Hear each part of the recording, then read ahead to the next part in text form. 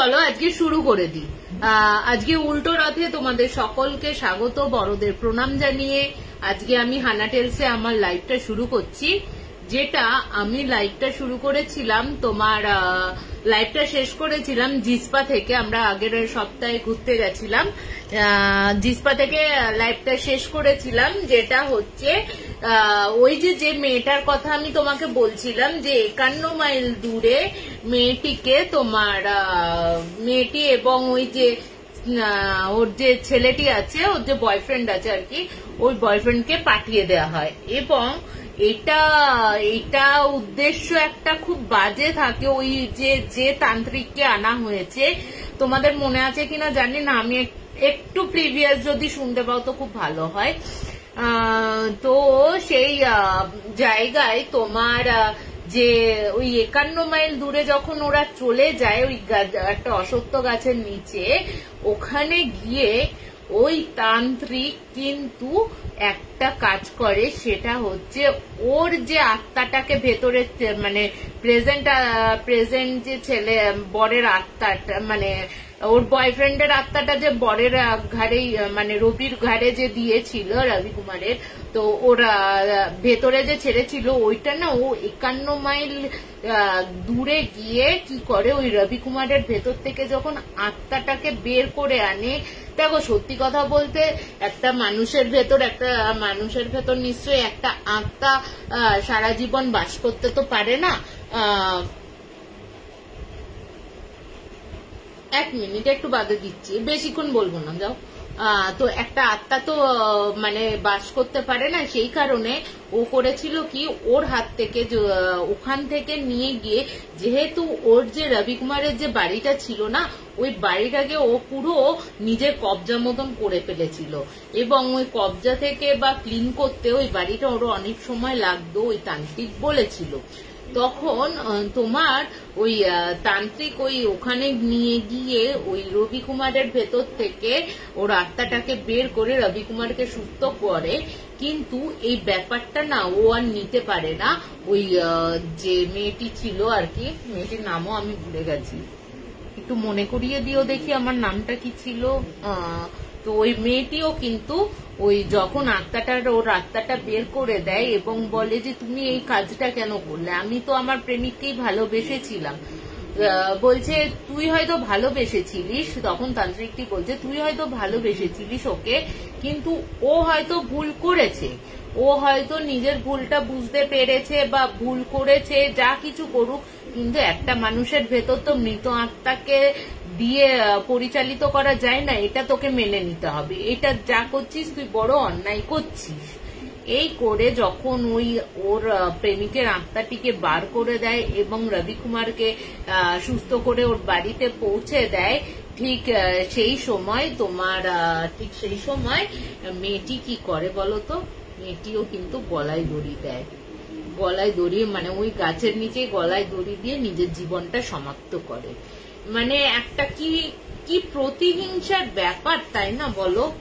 কি প্রতিহিংসা ছিল যে তোমার নিজের প্রেমিককে এইভাবে মারতে দেখে বা নিজের প্রেমিককে এইভাবে হত্যা হতে দেখে, ওর ভেতরের ঢুকিয়ে, মানে ও নিজে কিছু শিখে সেখান থেকে আত্মাকে ঢুকিয়ে প্রতিহিংসা নেওয়া এবং তার ফ্যামিলিকে পুরোভাবে শেষ করা একটা বিশাল ব্যাপার ছিল, তাই না? তো কেমন লাগলো এই লাস্ট ঘটনাটা ছিল তখন, কি বলতো, জিসপাদামে পুরো এইটুকু ঘটনাই ছিল, কিন্তু কি বলতো এই মানে ঘোরার আনন্দ না, লাস্টের দিকগুলো ভুলে গেছিলাম মানে কি হয়েছিল না হয়েছিল। তো কেমন লাগলো আমাকে জানিও এই ঘটনাটা শেষ পর্যন্ত। তনুদি কেমন আছো? উল্টো রথে তোমাকে প্রণাম জানাই। তো আমি না আর একটা প্ল্যানচেটের ঘটনা বলি, আমার কাছে এসছে একটা হোস্টেলের ঘটনা। দাদার বন্ধুর ভাইয়ের সাথে ভাইদের হোস্টেলের ঘটনা। কানপুরে অবস্থিত হোস্টেলটা এখন পরিত্যক্ত অবস্থায় রয়েছে, এবং পরিত্যক্ত বলতে পুরোই ভেঙে চুরে গেছে জায়গাটা।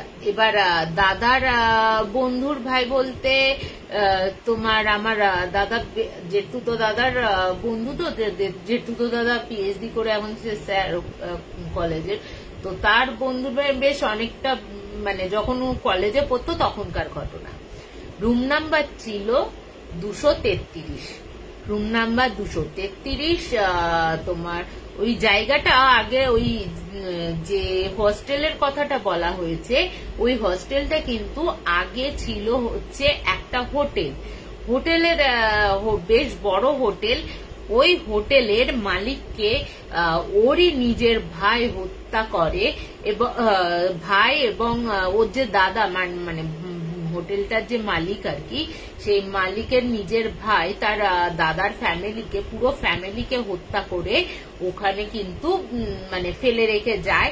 এবং তারপর থেকে নাকি ওই মানে যে ওই 233 নাম্বার রুমে কিন্তু ঘটনাটা ঘটিয়েছিল বলে 233 নাম্বার রুমটা কিন্তু বলে ওই কারণে পুরো হোটেলটাই হন্টেড হয়ে যায়। এবং পরবর্তী ক্ষেত্রে অন্য একজন ঠিকঠাক করিয়ে, অন্য মানে সমস্ত কিছু পুজো আশ্রা করিয়ে অন্য একজন মালিকানায় নিয়ে নেয় এবং পরে ওই জায়গাটিকে, হোটেলটিকে হস্টেলে পরিণত করে। এরপর তো দাদারা যায়, খুব সুন্দর গোছানো গাছানো, সমস্ত কিছু সুন্দর ওই হোটেলটার। এবার ওই ভাই, দাদার যে বন্ধুর ভাই বলছে, ভাইটির নাম হচ্ছে প্রবীণ।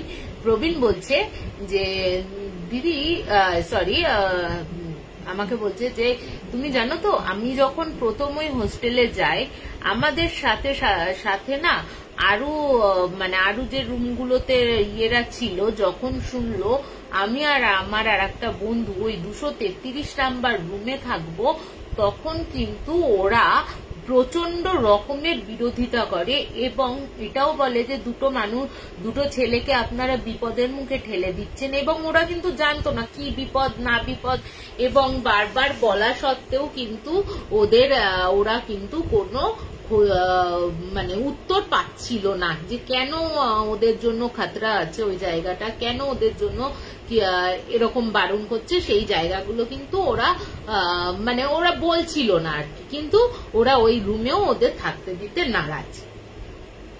এবার কর্তৃপক্ষ যা হয় আর কি, কর্তৃপক্ষের কথা তো আর ওদের আর কতটা ইয়ে হয়, তাই না?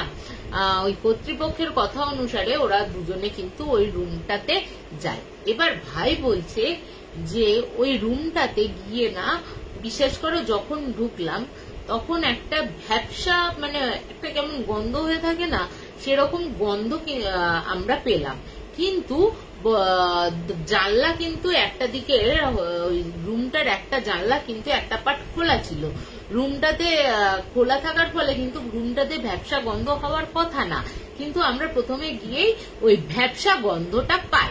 এরপরে তোমার যেটা হয় আর কি, এরপরে যেটা হয় হচ্ছে, বলছে আমরা ওখানে গিয়ে দেখি একটা আলমারি রয়েছে, একটা আলনা রয়েছে, এক পাশে মানে দুপাশে দুটো সিঙ্গেল সিঙ্গেল খাট রয়েছে, দুপাশে মাথার কাছে মানে একটা খাটের মাথার কাছে টেবিল, আর একটা মাথার কাছে মানে খাটের মাথার কাছে আর একটা টেবিল জানলার কাছে। এবার ওরা যখন ঢুকেছে, ঢুকতেই ওদের যে পাশের ঘরের যে ছেলেটি ছিল সে একটু সিনিয়র ছিল ওদের থেকে। ওই দাদাটি এসে বলছে, ভাই আর যাই করো না কেন, রাত্রির বেলা কিন্তু তোমরা আলো জ্বালিয়ে শোবে, না হলে কিন্তু তোমরা শুতে পারবে না। এবার যখন বলেছে দাদা কেন শুতে পারবো না, কি ব্যাপার এখানে, আমরা যখন থেকে এসেছি তখন থেকেই তোমরা এসব কথা বলছো। তখন ওই দাদাটি বলছে, না আমি কিছু বলতে পারবো না, তোদের যা বললাম তোরা তাই শুনবি। এবার বলো, সারাদিনের খাটাখাটনি একটা অন্য জায়গা থেকে, কলকাতা থেকে কানপুরের মতন জায়গায় গেছে, সেই জায়গায় গিয়ে থাকা, এবং যথারীতি ওরা লাইট না জ্বালিয়ে ঘুমিয়ে পড়েছে, একটা ছোট ডিম লাইট জ্বালিয়ে ঘুমিয়ে পড়েছে।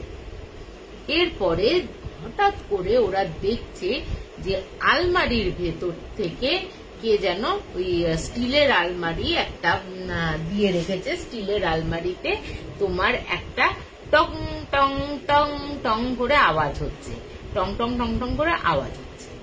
এরপরে তোমার যখন ওই আওয়াজটা হচ্ছে, ওদের তখন ঘুম ভেঙে যায়। এবার ওরা তখন ঘুম ভেঙে ভাবছে যে কোথা থেকে আওয়াজটা হচ্ছে। এবার কোথা থেকে আওয়াজটা হচ্ছে যখন বুঝছে, এবার ওরা আলমারির কাছ থেকে ওরা যে আওয়াজটা শুনতে পাচ্ছে সেটা ওরা বুঝলো। এবার আলমারিটা খুলতে যাবে, আলমারিটা আর কিছুতেই খোলে না। মানে ওরা বুঝতে পারছে লক করা আছে, চাবিটা ওদের কাছে নেই, কিন্তু ভেতর থেকে কন্টিনিউয়াসলি টং টং টং টং করে আওয়াজ হয়েই যাচ্ছে। এরপর ওদের তো খুব ভয়ও লেগে যায় যে কি হলো, ভেতরে কি এমন আছে, ইঁদুর ফিঁদুর তাহলে।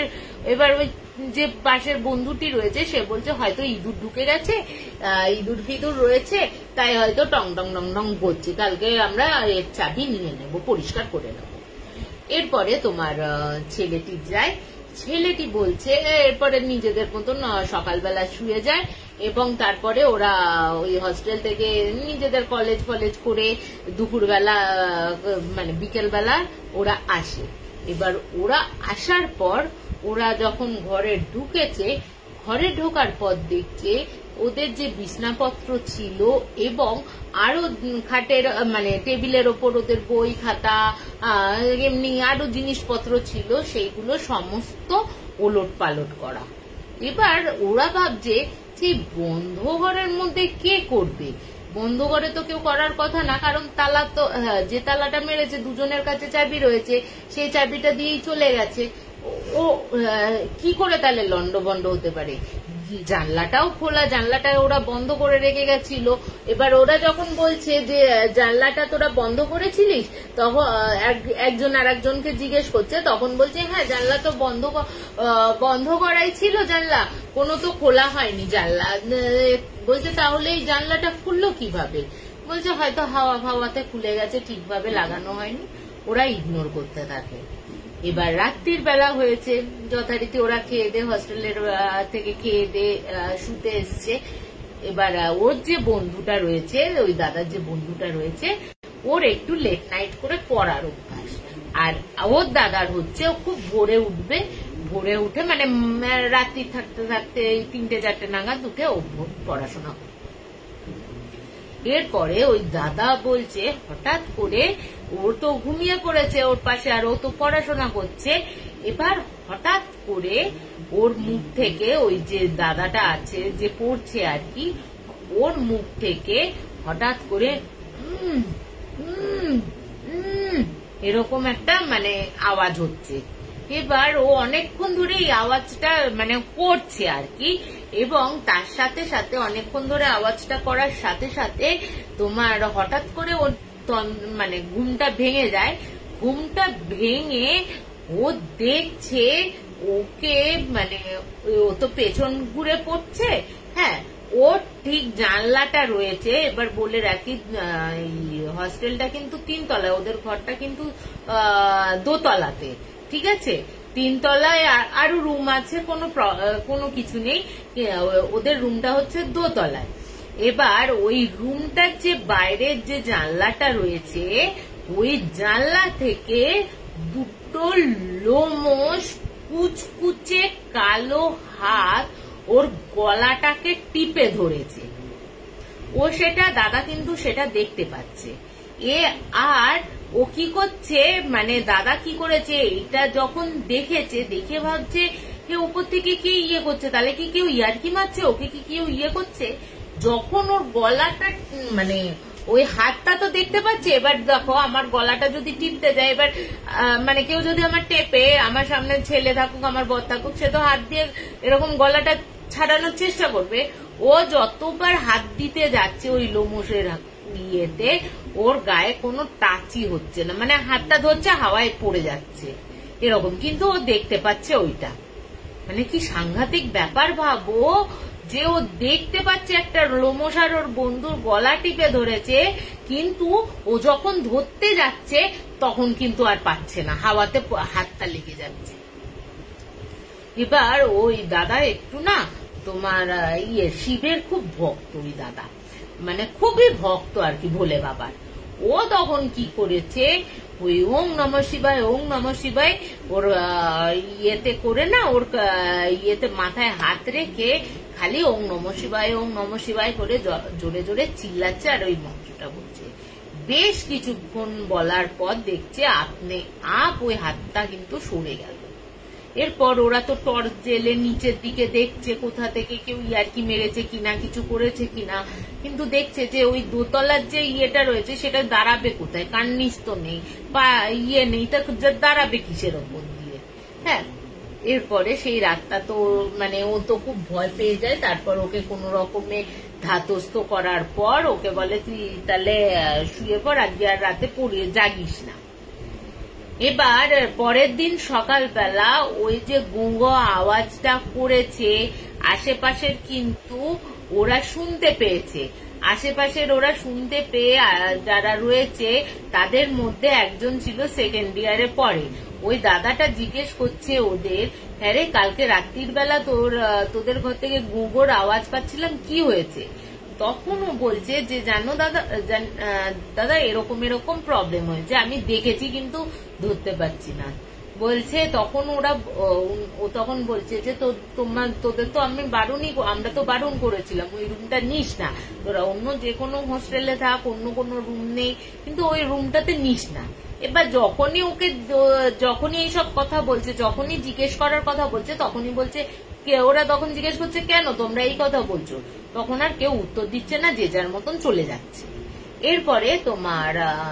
এরপরে হচ্ছে তোমার ইয়েতে শুয়েছে রাত্রির বেলা, ওরা কলেজ করে এসে যে যার মতন শুয়েছে।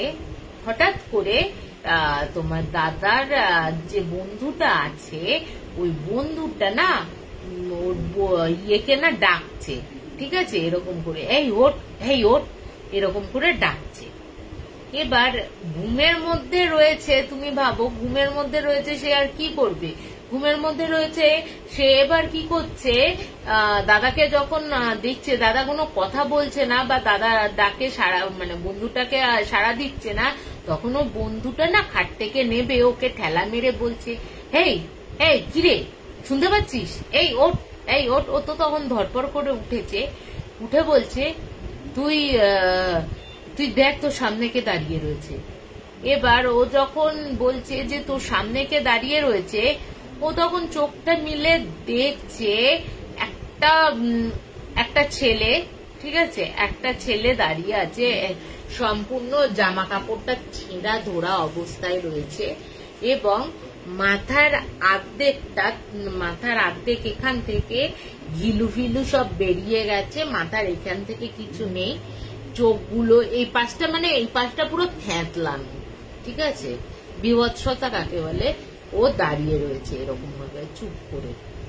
এবার ওরা দুজন ওই দেখে না ভয়ে আতঙ্কে মানে চিৎকার করে উঠেছে। এবার চিৎকার করে উঠবে কি, চিৎকার করলে ওদের মুখ দিয়ে না মানে সেই যে জোরের যে একটা চিৎকার, সেই চিৎকারটা ওরা করতে পারছে না। হ্যাঁ, সে মানে ওর তখন ওই দাদা তখন বলছে মনে মনে ভোলে বাবার নাম নিয়ে, আমি তখন জিজ্ঞেস করছি আপনি কে, আপনি এখানে এই অবস্থায় কেন এসেছেন, আমাদের কেন ভয় দেখাচ্ছেন? তখন স্পষ্ট ভাষায় বলছে যে এটা আমার জায়গা, এই রুমটা আমার, এই ঘরেই আমি থাকতাম আজ থেকে, ওই যখন বলছে আজ থেকে 5 বছর আগে আমাকে এখানে নৃশংসভাবে মার্ডার করা হয় এবং তার সাথে আমার বাবা মা সবাইকে মানে ব্রুটালি ভাবে মার্ডার করা হয়েছে। এই ঘরটাই আমার, আমি এই ঘরে থাকি, তোমরা এখানে এসেছো কেন, কে তোমাদের এত সাহস দিয়েছে? এই কথা শোনার পর কি আর কেউ থাকতে পারে তুমি ভাবো? এবার তখন বলছে সরি এটা প্ল্যানচেটের ঘটনাটা নয়, সরি এটা অন্য আর একটা ঘটনা বলছি। ওই দাদাটারই আর একটা প্ল্যানচেটের ঘটনা বলবো এবং ওই হোস্টেলেরই ঘটনা, এটা পরে বলবো, এটা আগে বলেনি হোস্টেলের ঘটনাটা। এরপরে ওই দাদার বন্ধুটা না ওইসব শোনার পর অজ্ঞান হয়ে যায়। এবার তো শুধু রয়েছে দাদা। এরপরে বলছে ঠিক আছে আমাদের ক্ষমা করে দাও, আমরা যত তাড়াতাড়ি সম্ভব এই রুমটা ছেড়ে চলে যাবো, তোমরা আমাদের কোনো ক্ষতি করো না। এবার এই কথা বলার সাথে সাথে না দেখছে জাস্ট ওই যে ছেলেটা সামনে দাঁড়িয়ে ছিল হাওয়ায় মিলিয়ে গেল। এরপরে তো ও কোনো রকমের দরজা খুলে চিৎকার চেঁচামেচি করে, আশেপাশের যারা ছিল তারা ঘর থেকে বেরিয়ে আসে। বেরিয়ে আসার পর তোমার ওই ছেলেটির জ্ঞান ফেরানো হয়। ওদের তখন বলে এই কারণে আমি তো সব কিছু জেনেছি, তাহলে এই কারণে তুমি বারণ করেছিলে, মানে আমাদের থাকতে বারণ করেছিলে তোমরা। তখন বলছে হ্যাঁ, এই রুমটাই একমাত্র প্রবলেম করে, আদারওয়াইজ এতগুলো রুম রয়েছে তা কিন্তু কোনো প্রবলেম করে না। এই ঘরটাতে বহুকাল বন্ধ ছিল, কিন্তু কিছু মাস আগে পুজো আশ্রা করে এই ঘরটাকে আবার নতুন করে খোলা হয় এবং তোমাদের দেওয়া হয়। কিন্তু এই ঘরটা থেকেই মাঝে মাঝে চিৎকার চেঁচামেচি, কাউকে মারছে, মানে খুব ভারী দিয়ে কিছুতে মানে থ্যাতলানো হচ্ছে, এরকম আওয়াজ কিন্তু ওই রুমটা থেকে পাওয়া যায়। তো তোমরা যত তাড়াতাড়ি সম্ভব এই রুমটা ছেড়ে দাও। এবারে এই জানার পর কি আর ওই রুমে কেউ থাকে? তখন কর্তৃপক্ষকে জানানো হয় যে আপনারা কেন এরকম করেছেন, আমাদের তো জীবনও চলে যেতে পারতো। এইসব বলার পর তখন ওরা তখন আরো আরেকজনের সাথে দুজনকে আলাদা আলাদা করে থাকতে দেয়। তারপর থেকে কিন্তু আর কোনো প্রবলেম হয়নি। কিন্তু ওই ঘরটা থেকেই ওই চিৎকার চেঁচামেচি, কারোর ঝগড়া হচ্ছে, তারপর গুলির আওয়াজ, কোনো ভারী জিনিস দিয়ে থ্যাতলানো হচ্ছে, ধাম করে পড়ছে, ওরকম আওয়াজ ওই হোস্টেলের রুম থেকে পাওয়া যেত। তো কেমন লাগলো এই 233 নাম্বার রুমের ঘটনা আমাকে জানিও। তো আজকে না আমিও একটু তাড়াতাড়ি যাব, কারণ কি বলতো, একটু পুজোর ওখানে গেছিলাম, আমার বান্ধবীর বাড়িতে পুজো ছিল, তো একটু খাওয়া দাওয়া রয়েছে, তো ওর জন্য আমি তাড়াতাড়ি শেষ করে দিচ্ছি। প্ল্যানচেটের ঘটনাটা খুব মারাত্মক, যেখানে তোমার ওই দাদারই 3 বন্ধুর কিন্তু অস্বাভাবিকভাবে মৃত্যু হয়েছিল। দাদা কোনো রকমে বেঁচে যায়, এবং কিভাবে বেঁচে যায় এর পরের দিন ঘটনাটা বলবো। তো যথারীতি না আমার বান্ধবী কল করছে আর কি, মানে ডাকছে, ওদের বাড়িতে খাওয়া দাওয়া রয়েছে আজকে, জগন্নাথের প্রসাদ। তো আজকে এখানেই শেষ করছি। তোমাদের সকলে ভালো থেকো। আবার তোমাদের সাথে নেক্সট শনিবার আমার দেখা হচ্ছে। প্ল্যানচেটের ঘটনা আর একটা বাড়ির অস্বাভাবিক ঘটনা নিয়ে তোমাদের সামনে আসবো। কেমন লাগলো জানিও। আজকে এখানেই শেষ করছি। শুভরাত্রি, গুড নাইট।